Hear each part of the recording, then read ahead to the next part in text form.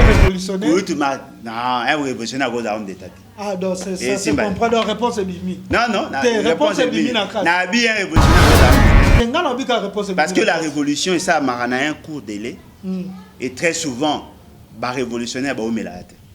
Et résistant peut non mais résistant veut dire révolutionnaire. Mais un révolutionnaire, tu viens changer de manière radicale, de manière brutale ce qu'il y a. C'est ça la nuance après, entre la réforme. Donc non révolution après la réforme. Non mais la réforme et ça mara ceux qui font mal, vous savez la réforme. Mais oui, il y a besoin d'aller refondation. D'accord. Et la refondation, il y a une philosophie na biso ya ba révolutionnaire et à démonter na philosophie ya ba homme d'État. Attendez. Parce que comme il va benga pour attendez.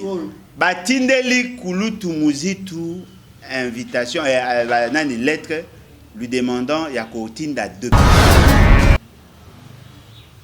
lettre on a biso tout mona.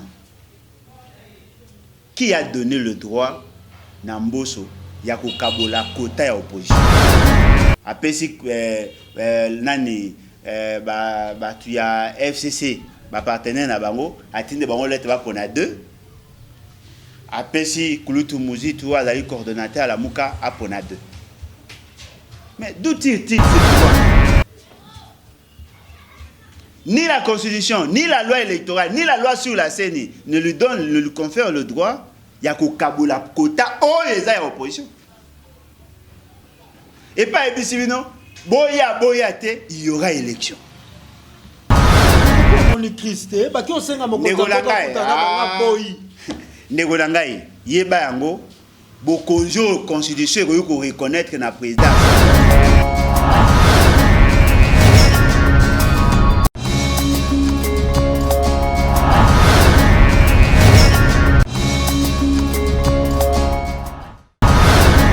Comme je vous avais promis, Tokokuta na deuxième partie ya émission au deuxième partie yango oyo kaka na Kulutu Alembolojwa o tokobeta ne sikoyo matali calendrier proposition ya calendrier électoral ya président Martin Fayulu ye alobi nini na yango ide na ye ndenge nini et après décision ya Mboso président Mboso oyo Christopher Mboso oyo asengi ba partie prenante nyonso écoute na po bazwa décision parce que disons que crise est en akata seni et sengeli bazwa décision na mayema tali seni pena kati to koyeba lisu évolution ya parti politique na ye ezali levons-nous et bâtissons kaka na kati ya émission o seto za mnokomona bino bokotiselanga déjà Kulutu Alembolojwa o toza na deuxième partie o pena pesier mbote pe na kotisi question na ngamba moko ezali makambu ya calendrier électoral. Papa Alembolojwa motuna ya suka calendrier proposition ya calendrier électoral Kulutu Martin Fayulu asali appel direct pe ya marche le 15 koto Mboso asengi ba partie prenante union sezana kati ya seni bakutana po bazala bomoko okomona teke ko boma marche wana pota bako benga déjà la muka donc ta ya okutana yango pona ko boma crise ya seni. Ndeko na ngai question il faut poser ndeko Kulutu Martin Fayulu. Kutuna est clairement Kulutu. Vous savez dit déjà ma proposition est belée. Combien déjà est abouti? Il suffit pas seulement à ça pour na ça non. Vous savez proposition sur sortie de crise. Vous savez proposition sur la CENI. Vous savez proposition sur la loi électorale. Naturellement le calendrier électoral est allé annexe à la loi électorale. Et tu restes que ça proposition. Parce que le serment du président. Non, en face. Parce qu'après les serment du président est dans la constitution. En face, il y a des gens qui n'ont pas. Par exemple, dans Matoyi, il y a démocratie, Matoyi, il y a raison. Matoyi na bango, il y a violence. Matoyi na bango, il y a la rue. Ce qui veut dire, Thibaut Salawana, vous ne le faites pas pour résoudre le problème. Question que nous devons tous nous poser. Quelle est l'approche anticipative développée par Bandeko Alamuka? Quelle est l'approche solutionnelle? Il y a un problème où tout ça lelo préconisé par Alamuka. Parce que quand vous faites des propositions, la finalité, il faut y ban. Negonanga yeba angolelo. soki ba yoki marambo nyonso ba oloba te. Soki ba tosi ba considérer ba proposition na bango te. Soki to komi na période d'élection, Kulutu Martin Fayulu va postuler. Tu vas repostuler quand na ba mabe. Quand to oloba bo kangada ta lelo. Ako postuler. Ndeko na ngai kangada ta lelo na oloba. Quand na mabe o. Ndeko na ngai kangada ta lelo. C'est pour l'humiliation to pona. Ndeko na ngai kangada ta lelo. Ako postuler. Ndeko na ngai kenga pe na ko tuna question ako. Mais na zo pesa réponse te kangada ta lelo. Ndeto okene. Première phase esimbité. Deuxième esimbité. Troisième esimbité. Quatrième esimbité. Tant que comme à l'élection, on va pas boycotter les élections, on va y aller. Tant qu'on postuler, ça serait la constance na combat na to benga ngoni. Non, Kulutu Martin Fayulu a de bonne foi. Ah, c'est-à-dire que hier, alors que moi, le quoi, Congo est un pays normal. Non! Congo est un pays normal. Congo est un quoi, nous autres, Bembe est poli. Ko kanisa te ke ko simba ye ko déplacer ça facile. Non, décomposition en autres. Il faut avoir un mécanisme à koyeba. Parce que moi, je sais. Il y a, na kati ya classe politique, na kati ya lamuka, il faut avoir un bateau capable d'anticiper les événements, un bateau capable de résoudre le problème. Ceux qui te suivent, ceux qui vont atteindre l'objectif, na proposition, vous allez faire quoi? Il faut réfléchir sur ça. Vous êtes en face d'un dilemme. Soit bondimi neto kele na bino na luenge, soit bondimi glissement. Ba pesi bango choité. Soit bondimi désordre pour Félix Sekar se maintenir au pouvoir, soit bondimi glissement pour bino pe boko taboli. Toloba, tant que Kulutu Martin Fayulu a postulé, les gens qui se traité incapable de sa population pour qu'il y ait révolution. Tezali kaka bonne foi yango ya ko arrêter population ya ko adoucir population parce que lelo disons que population a kolingate to betana lisolo ya élection uté koleka Congolais aboya ki déjà machine à voter azaki prêt à ko sa révolution tant que Kulutu Martin Fayulu nzimi machine à voter to monande population akenda pe na urne pona a voter Martin Fayulu madidi et tango akokende lisusu postuler Congolais ko bossa na révolution pour que voter Martin Fayulu siko lobby to koloba Martin Fayulu obimandoki ya Congo to considérer nan. Non, et loko ezali vrai d'abord il faut koyeba nande toza Léona Congo. Bien que les hommes providentiels n'existent pas. Nde toza Léona Congo. La personne qui a la clé la libération à Congo. Il y a qu'on résoudre le problème à Congo. Et d'aller mouton à un ancrage sociologique. Et fort heureusement, jusqu'à preuve du contraire, il n'y a que Martin Fayulu. Il y a mouton à Fayulu. Na ébissio à la clé. Ce qui m'a changé télingi au lobby. Non mais à la clé, il y a qu'on résoudre le problème. Mais le problème ce que vous avez dit. Est-ce que M. Martin Fayulu est capable de supporter, de se sacrifier pour le peuple? C'est ça le problème. Ce qui est capable de faire ça, il peut enclencher des choses tout en sachant que soit ces pays, soit à Koufi. Donc, soit Nazo Bisayo, Degonangaï, Nachema Namnote, Nazo Bisayo, celui que Martin Fayulu a commis à un niveau qu'il est prêt à mourir pour le pays. On va résoudre ces problèmes-là. Qu'est-ce qu'on leur dit de manière générale? Monsieur, s'il y a une mort d'homme, on va vous arrêter.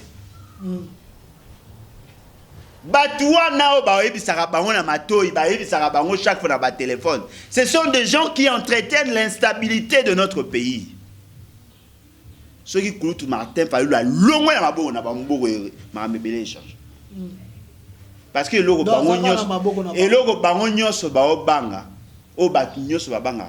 c'est le peuple. On n'a pas peur de Martin Fayulu. On a peur du peuple. Du peuple qui est derrière Martin Fayulu. Oh, le peuple est derrière Martin Fayulu. C'est ça. Si vous commandez, bon attaquer, non, bon attaquer, automatiquement, le peuple a démoralisé ou démobilisé. Nous devons arriver à atteindre ce stade-là. Tout le bamakambo ya ba marche banda to fana na Congo première fois tout le monde a ba marche oyo ba projet de marche, je peux appeler ça comme ça, marche ko sala madiabo no sango un mois avant, 2 semaines avant. Est-ce que okomona te eza lokola pe boko linga kaka ko bangisa bato? Non, mais changement banda Congo et banda. Au moni na kati ya ba organisation, il y a des stratèges. Ba stratège mususu spécialité na bango, c'est de résoudre le problème qu'il y a. D'autres stratèges, c'est d'anticiper sur le problème qui arriveront. Ce qui la mouka a eu deux qualités à Batouan. Et que pour débat, bah, dans la pénale débat, là je reconnais Kouloutou Martin Fayulu dans la plupart des cas, à ça n'a jamais logo sans qu'il a consulté tout le monde. Pour l'intelligence. Ce qui moutou à lobby que Martin Fayulu a consulté à la c'est faux.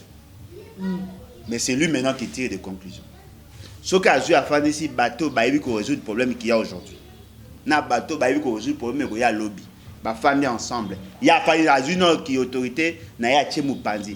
Ba débattre sur yango et sili. Ba tirer conclusion sur place, il y a exécuté. On va résoudre ces problèmes. Ça, ce sont des réalités au que Moudou Saïbi. Kouloutou Martin Fayulu a plus populaire. Aujourd'hui Bemba, aujourd'hui Félix Sekedi, aujourd'hui Moïse Katumbi, aujourd'hui Union Sacrée, tout. À l'équipe, tout n'influence. Même dans Notre-Dame. À l'équipe, tout n'influence. Parce que pour Martin Fayulu, il a un cœur. Tout le monde l'apprécie. À la porte étendard, à la le symbole, il y a bateau, il y a victime, il y a état, il y a le pouvoir de la honte. Mais ces gens-là ont besoin d'avoir quelqu'un qui est capable de se sacrifier. Pourquoi Martin Fayulu n'est pas capable de se sacrifier? Non, mais parce que c'est un homme d'État. C'est un homme d'État. C'est un homme d'État. Kouloutou Martin Fayulu n'est pas un révolutionnaire. Il n'est pas un révolutionnaire. Non, c'est un homme d'État. Comment dire révolutionnaire, ça bateau, Andimia se sacrifier, il peut mourir. Mais résistant, il est résistant. Non, mais c'est un homme d'État. Il n'est pas résistant aussi. Kouloutou Martin Fayulu, c'est un homme d'État. Il n'est pas résistant aussi. Non, il est un homme d'État. Non, il est résistant. Kouloutou Martin Fayulu, c'est un homme d'État. Mais un homme d'État aussi est un révolutionnaire. Kouloutou Martin Fayulu, c'est un homme d'État. Un homme d'État. À quoi vous appelez révolutionnaire? Non, un révolutionnaire, c'est un homme d'État. Ah, donc c'est ça. Comprendre la réponse est Bimi. Non, la réponse est Bimi. Un révolutionnaire, c'est un homme d'État. Parce que la révolution, et ça, a un court délai.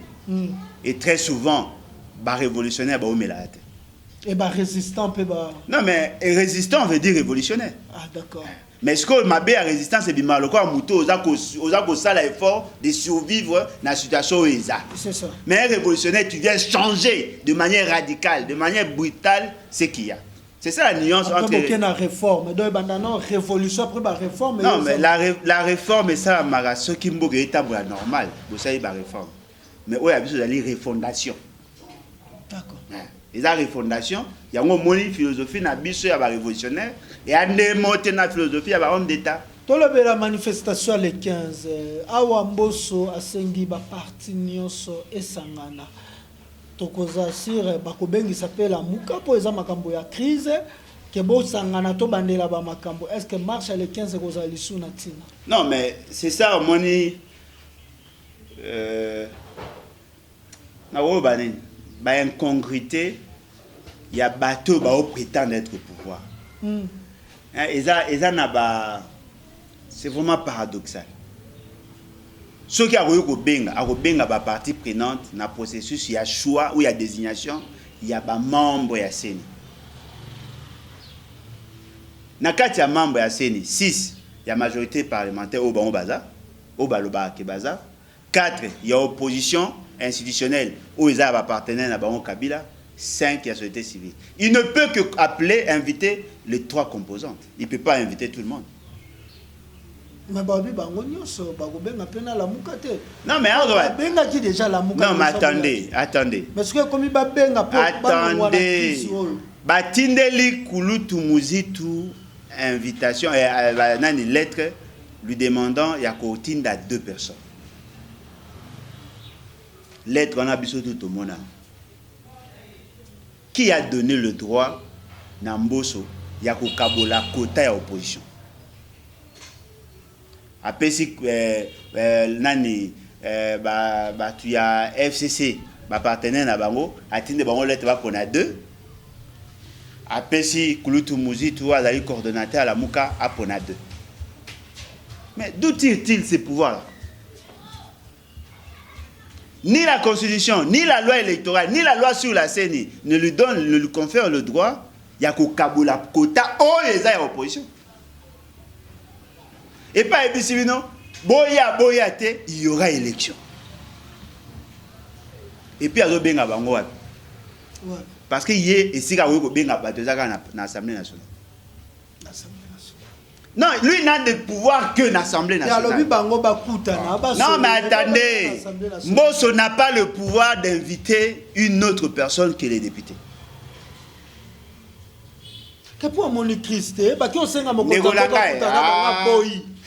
Negolangai, yeba yango, bokonjo constitution ko reconnaître que le président de l'Assemblée, c'est dans l'Assemblée nationale. Il n'a pas le droit de convoquer les sénateurs, il n'a pas le droit de convoquer les politiciens. Mais ouais, bah ça politicien. Bonjour à Benny Martin Fayou, à Benny Mouzi en tant que qui? Non, mais Benny Bango en tant que qui? Merci. Et là, vous allez que ces gens-là ne vous prennent pas au sérieux. Reconnaissez que la logique que vous avez dans comme ça, nous avons des noms de la face. Langage, c'est la rue. Tant que vous résoudre le problème, il y a rue, vous allez tourner en rond. Kouloutou Alembolodjoa, lèvons-nous et bâtissons. Et comme tout ça qui évolue avec le même problème, les mêmes difficultés. Le col à Tozali ferme dans notre philosophie. Nous continuons à attendre. Bah, cotisant en bazar pour continuer. Tu comme déjà. On peut s'abonner confiance. Non. On peut s'abonner confiance.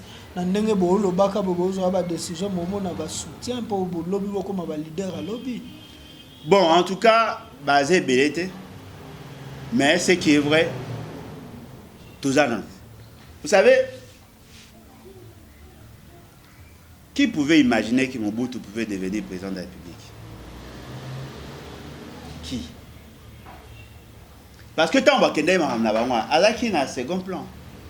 Qui pourrait imaginer que Joseph Kabila... Qui pouvait imaginer que Joseph Kabila comme président de la République? Qui pourrait imaginer que Félix Tshisekedi... Qui pouvait imaginer... Qui pouvait imaginer Moutoura Félix Tshisekedi comme président de la République? Qui pourrait? Mais... Et loko les avres ali que... Il y a eu pouvoir en Nenga Mabé. La plupart ont eu pouvoir en Nenga Mabé, mais tout peut arriver. Notre problème, nous ne visons même pas le pouvoir. Nous visons la dignité. Des changements. Toi, n'a pas ça que Alain Bolodja vivre éternellement, ça la 77 ans, non. N'a pas ça que on attend mon ami tout kana comme un bongo, c'est pas ça mon souci. Souci nanga na boy Congo na tike là-bas na héritage amboka salité boya kopola. Moi, la vie c'est vrai. Na ko vivre pour mourir. Na zate na olukaliwa à tout prix. Mais loko est vrai. Ce ne sont pas le matériel qui m'intéresse. Je voudrais que mon histoire, ma vie, mon nom, ils aient marqué dans la histoire. Moutou tel a amené tel élément et c'est grâce à lui. C'est ça mon combat. Est-ce que Mahatma Miragandhi, il s'est battu pour les Indo-Pakistanais, mais il n'a jamais géré. Il n'a jamais géré. Il n'a géré ni le Pakistan, ni l'Inde. Non. Mais aujourd'hui, il reste dans l'histoire. C'est ça mon combat. Kimbangu Abundi, mais Asimba Eloro ya Congo, tu as bénéficié d'un Eloro morte. Ça, c'est mon combat. Et puis, ma père attaque, non, voilà, il y a eu Moutumoro Bautara Ingende, Ayaka Abunda, et tout ça comme Bananga Baotika na Combo avec on a famille telle, pour respecter. C'est ce que moi je veux. Je n'ai pas besoin du pouvoir. Ok, l'issue la bande quoi Ingende, Tezanini, Yoko Ingende. Mikolo beti ba okara ba batali de pesi balinga ba video wana tinda kana ya be na linga na kene na chile gelu na kende na kabea kamo obio komi kilo non mais batu nyoso ba obanga banga ce qu'on fait comment ba obanga soutenir ba livre te kama li soutenir te kama te en fait livre zaka te kama soutenir ba bi bon combat peut-être des gens intéressés ba on te bataille là non Félix c'est que ne m'embêter tambo. Mais somba ta ochata décor o lo bageno voilà j'ai soutenu Alain Bolodjoa ta la livre né. Est-ce que koki ko sala te que au sali mo exposer mo ya livre na yo na vidéo na YouTube page par page osali yango ata épisode pour congolais mosusu akoki kosomba te à consommer yango ata na ndenge ya bongo. Oui, nakoki kosala yango. D'ailleurs kutu soki ndeko na biso wana ya fo azaka Taliban. Ndeko na biso eskoka biso mbongo te. Soki asalaka yango te mene euro déjà toza nango en ligne. Donc on a koteka yango même à partir Amazon. Et puis on allait avoir un stock important. Parce que bilo mususu eza batu baza musika omone ko ya ndenge nini. Non, tolingaki to édité yango na Paris. Totinda pe mbongo 830 €. Balia bino. Balia mbongo. Mais cette gare ayebi mutango bacha bakomati kuna mais fort malheureusement c'est un petit bon. Trop bien on a bien un petit escroc mais bon. Voilà. Merci beaucoup. Le quoi siko tozaki un peu large. Allez, numéro de téléphone pour tout. Plus 243 81 250 28 51. 81 250 28 51. Mais n'a pas autant à comment mutango hein. Tanga. Kasi na comment ena ilot. Kulutu alembolo jo comment ena. Zela nazo bimsawa. On est téléphone et donc vous comprenez que en attendant to zoa kombo na ye que Kulutu Martin Fayulu, Bakulutu Muzitu, la solution est dans la rue. Aujourd'hui, on ne rate pas l'occasion, il faut toujours saisir l'opportunité. C'est une grande opportunité. Onzamba Pesibino et surtout Kulutu Martin Fayulu Yakozana Batuna Sima. Parce que pesa mana mutonyo sotute tant ozana Batuna Sima pour changer et lokomoko pour nous marquer époque moko boy.